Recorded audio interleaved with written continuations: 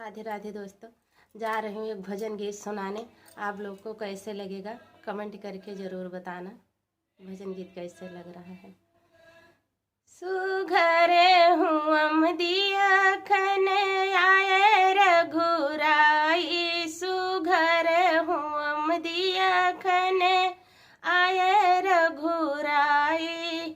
ब्रह्मा जी आए विष्णु जी आए, ब्रह्मा जी आए विष्णु जी आए, संग में आए नारद मुनि। सुघरे हुअम दिया खन आए रघुराई, सुघरे हुअम दिया खन आए रघुराई।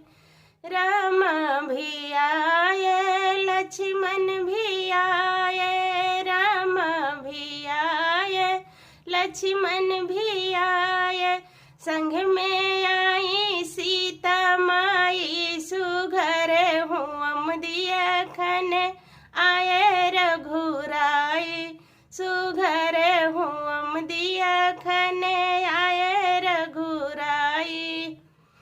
हनुमत जी आए शंकर जी आए, हनुमत जी आए शंकर जी आए, संग में आई गौरा माई। सुघरे हुअम दिया खन आए रघुराई, सुघरे हुअम दिया खन आए रघुराई।